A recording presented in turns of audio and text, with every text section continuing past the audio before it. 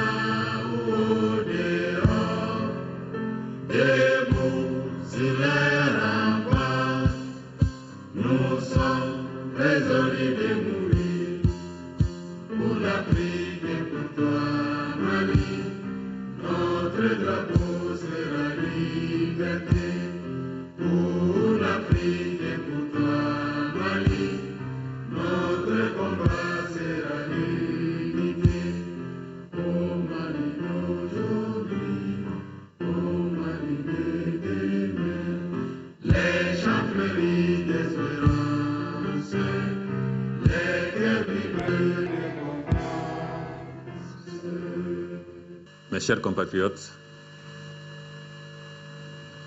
nos troupes sont entrées à Kidal depuis le vendredi 5 juillet, marquant ainsi l'aboutissement du processus qui devait nous conduire au rétablissement de l'intégrité de notre territoire et de notre souveraineté sur l'ensemble du pays. C'est pourquoi je commencerai mes propos en rendant grâce à Allah, qui, dans sa toute-puissance et son infinie bonté, a permis qu'en ce moment précis, je m'adresse à vous et vous dise que notre pays est entièrement libéré et que désormais, nous devons quitter nos peurs et nos angoisses pour parler de nos espoirs et de nos opportunités.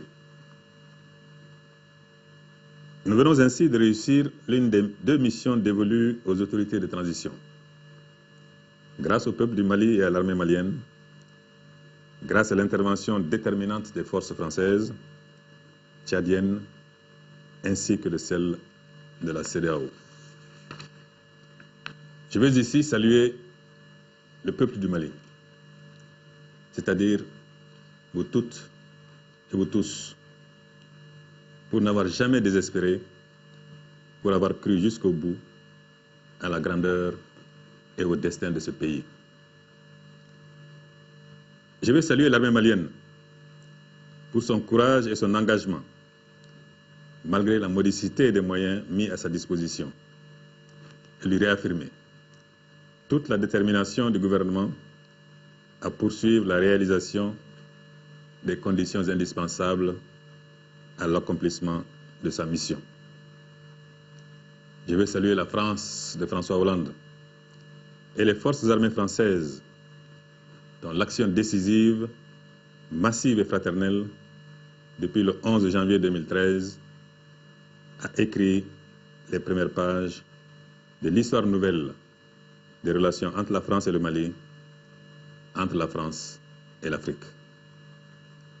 Damien Boiteux, le premier soldat étranger mort pour la libération du Mali, est français. Je veux saluer la CEDEAO et l'Union africaine, ainsi que des pays frères comme l'Algérie, la Mauritanie, l'Afrique du Sud, qui ont assisté notre pays sur le front de l'humanitaire. Je veux saluer plus spécialement les contingents du Bénin, du Burkina Faso, de la Côte d'Ivoire, du Ghana, de la Guinée, du Sénégal, du Togo, du Tchad, du Grand Tchad, qui, en compagnie de l'armée française, ont remué chaque pierre et visité chaque grotte de l'Adrar des Ifoas. Je veux saluer la communauté internationale, l'Union européenne, la République fédérale allemande, le Royaume-Uni, les États-Unis d'Amérique, le Japon, la Chine. Je veux saluer la poursuite de la mission française à nos côtés et souhaiter la bienvenue à la MINUSMA. Mes chers compatriotes, comme vous le savez, depuis le 18 juin dernier, a été signé à Ouagadougou l'accord préliminaire pour parler inclusif de paix pour le Mali.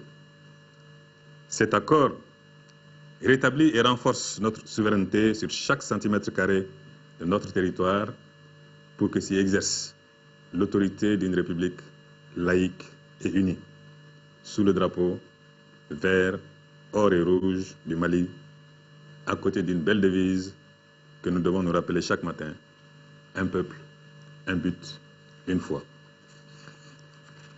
Cet accord, nous pouvions l'obtenir par le dialogue, et c'est ce que nous avons fait, évitant ainsi une autre guerre au prix du sang de nos soldats ou de nos propres populations, et avec le coût que nous savons. Parce que chaque véhicule blindé acquis ou détruit est un puits en moins, des salles de classe en moins, des centres de santé en moins. Parce que chaque soldat tué au front est un fils, un époux, une épouse ou un père. Dès le 12, où j'ai prêté serment, je n'ai jamais varié. Je n'ai jamais proposé que le dialogue et la paix, respect strict de l'intégrité et de la laïcité de Dieu. Ce n'est que contraint et forcé que nous avons recouru à la guerre, cette guerre qui fait les morts, les handicapés, les orphelins et les veuves. Notre seule guerre doit être la guerre contre la misère, la guerre pour la santé et l'éducation de nos enfants, la guerre pour le développement et la démocratie au profit de nos populations. Cet accord de Ouagadougou, qui renforce la République du Mali, de nouveau reconnu par ceux de ses enfants qui la rejetaient, n'aurait pas pu être possible sans la caution du peuple du Mali, c'est-à-dire de vous toutes et de vous tous, que je salue et à qui je redis toute ma confiance. Et c'est pour ce peuple qu'il nous faut nous dépasser.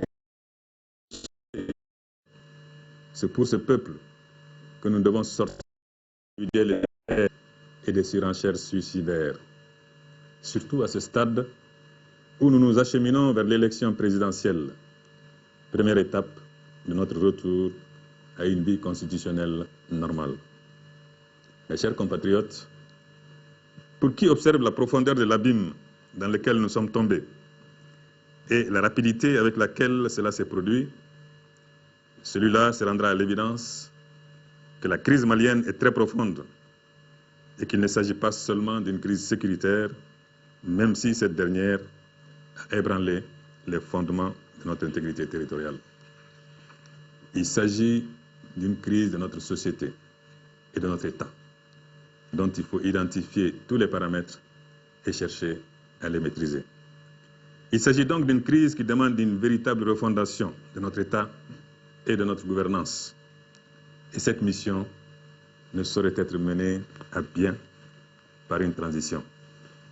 Pour cela, il faut impérativement un pouvoir issu des urnes, ayant âge de légitimité et plus de temps. Cela signifie en clair que plus vite ce pouvoir sera installé, plus tôt les vraies raisons de la crise pourront être prises en charge. C'est fort de cette conviction, et contrairement à ce que certains pourraient croire, que le gouvernement du Mali a décidé, en toute indépendance et en toute souveraineté, de fixer le 31 juillet 2013 comme date limite du début des élections et par voie de conséquence le 28 juillet comme date du premier tour de l'élection présidentielle. En fixant cela, nous savions que nous engagions un véritable pari, mais nous savions pouvoir compter, encore une fois, sur les ressources insoupçonnées du peuple malien et sur son attachement à la démocratie si chèrement acquise un certain 26 mars 1991. C'est pourquoi j'insiste encore et toujours sur le dialogue, sur le sens patriotique et sur le respect mutuel. Mes chers compatriotes, après avoir rencontré de nombreux partis politiques, la société civile, les leaders religieux, les familles fondatrices de Bamako, les médias, je vais rencontrer ceux et celles qui ont été retenus par la Cour constitutionnelle pour briguer le suffrage de leurs concitoyens et que je félicite d'ores et déjà pour leur courage et leur dédicace au Mali. Loin de nous, la prétention de vouloir organiser des élections parfaites, une chose impossible, même en situation normale. Mais nous avons la ferme volonté de réussir des élections transparentes et crédibles, dont les résultats seront acceptés par tous et toutes, parce que toutes et tous les auront voulu comme tels. En évitant de se focaliser sur les difficultés inévitables rencontrées ici ou là, et qu'ensemble, nous nous efforcerons de résoudre. Nous pouvons gagner ce pari.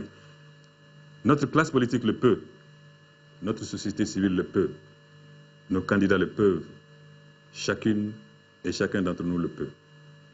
Non seulement nous pouvons gagner ce pari, mais nous le devons. Nous le devons à ce pays qui nous a tant donné et à ce peuple qui, plus d'une fois, durant notre grave crise, a prouvé tous les jours qu'il était digne de ses fiers devanciers. Mes chers compatriotes, nous avons les ressources sociétales, culturelles nécessaires pour ne pas cultiver la haine et la violence là où nos ancêtres ont semé les graines du partage, de la tolérance, du devoir, du pardon, de la solidarité et de la justice.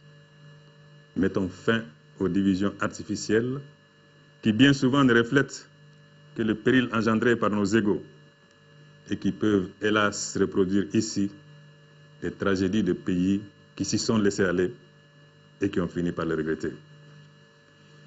Inscrivons-nous dans la dynamique d'un pays uni et décidé à le rester, où il n'y a ni béret vert, ni béret rouge, mais le béret du Mali. Un pays où il n'y a ni turban taliban, ni turban imouchar, mais le turban du Mali. Un pays où il n'y a ni Kunta, ni arabe, ni Songoï, ni Arma, ni Senufo, ni Kasonké, ni Soninké, ni Bamana. Mais un peuple qui fait de sa diversité non un handicap, mais une passerelle vers les autres et vers l'avenir. Notre survie est à ce prix. Mes chers compatriotes, je sonne donc la mobilisation générale des Maliennes et des Maliens, de l'intérieur comme de l'extérieur, pour que le succès des prochaines élections, comme ils ont su si bien le faire pour la libération de notre territoire.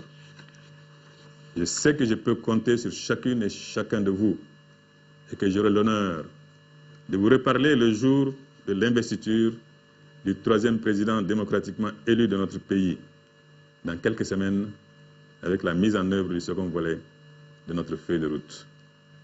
Ce pays n'a d'autre vocation que la paix et la solidarité. Soyons confiants en l'avenir du Mali et ayons foi en nous-mêmes.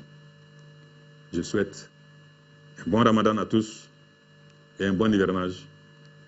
Bonne campagne à nos 28 candidats. Puisse le Tout-Puissant continuer à veiller sur le Mali, un, indivisible et laïque, et qu'il nous bénisse.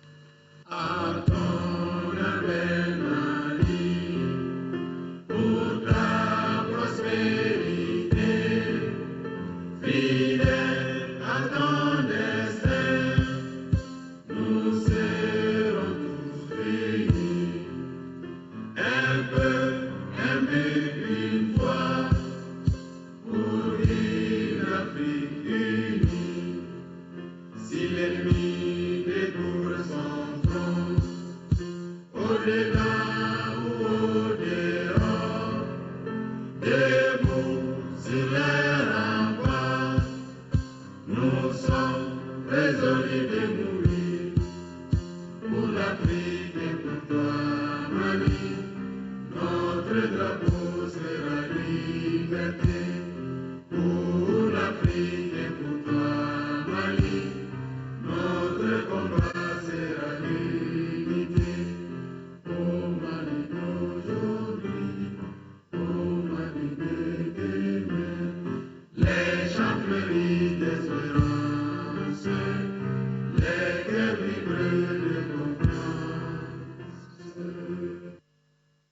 Nous allons rester avec le chef de l'État qui parlait justement de la tenue prochaine de l'élection présidentielle.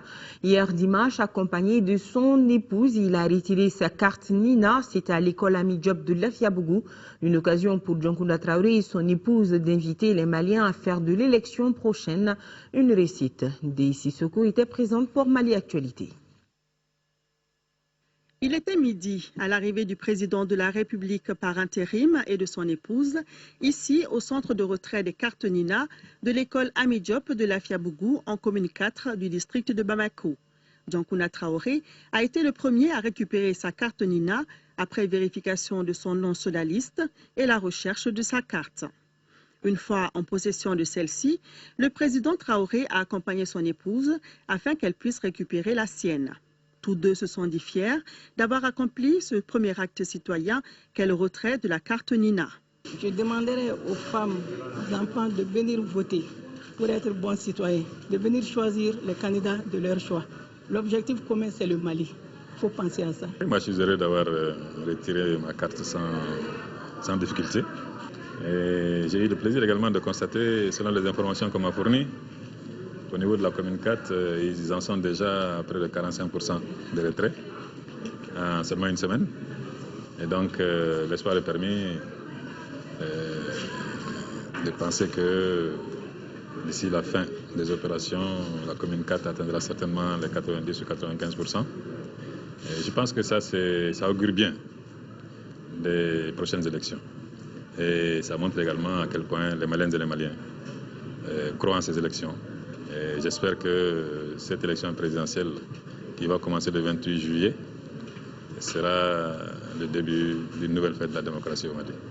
Il n'y avait pas de grande affluence ce midi, mais malgré un dispositif de sécurité impressionnant, plusieurs curieux ont pu se faufiler pour voir de plus près le président Dioncounda Traoré lui témoigner de leur affection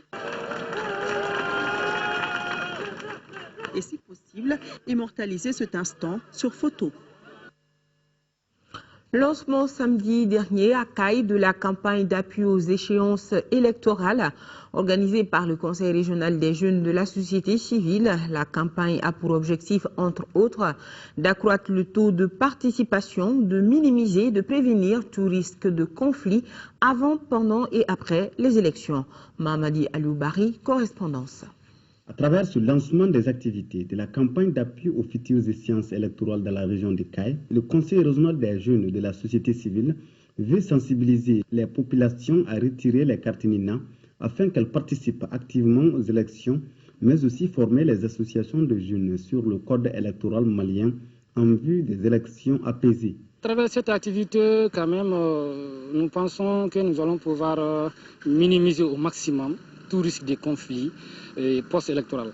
Et également, nous pensons aussi toucher les populations pour quand même pouvoir relever ou bien élever au maximum les taux de participation aux futures échéances électorales crédibles, transparentes et apaisées. Au cours de ce lancement de ces activités, le Conseil régional des jeunes de la société civile a organisé une conférence débat animée par Mokhtar Konaté qui a une fois de plus exhorté la population jeune à se mobiliser et faire preuve de citoyenneté et de patriotisme élevé en exprimant leur droit au vote, qui est la condition indispensable pour sortir le Mali de cette crise profonde et complexe. La place du droit sur la consolidation des instituts, c'est le thème d'une conférence débat qui s'est tenue à la presse. Elle s'inscrit dans le cadre du lancement des activités de l'amicale de la promotion de Mme Diakité Fatoumata Ndiaye, ancien médiateur de la République. Le reportage de Fademba Keïta. Renforcer la conscience civique et patriotique des membres d'une part et accompagner les pouvoirs publics et les décideurs dans le développement national d'autre part, voilà l'objectif de cette conférence débat. Une conférence qui a pour thème la place du droit public dans la préservation et la Essayer d'approcher les universités. Le premier facteur et qui est très complexe, c'est que comment développer un droit public national quand nous avons affaire à un droit international. Ils ont mis en valeur la pertinence du sujet par rapport aux problèmes réels, tout ce qu'il y a comme contrainte par rapport à ce que notre droit ici, à l'interne, nous impose, de ce que le droit à l'extérieur. Plusieurs activités sont au programme de l'amicale de la promotion Les Médiateurs. De vaccination au vu du sujet des gares. La vaccination de routine et l'administration de micronutriments ou la vitamine A. L'objectif de la campagne est de vacciner 75% des enfants de moins de 5 ans et 80% des femmes en âge de procréer. Ici, près de 300 000 enfants sont concernés. Pourquoi le choix du quartier de Bel-Afrindi pour le lancement de cette activité? Comme c'est un quartier où nous avons une grande population, nous voulons que ce quartier soit mobilisé afin que l'activité puisse se dérouler normalement, c'est-à-dire que les enfants et les femmes soient vaccinés. Pour les autorités régionales, le secteur de la santé a pris un sacré coup lors de l'occupation. Malgré les efforts de l'État et de ses partenaires pour maintenir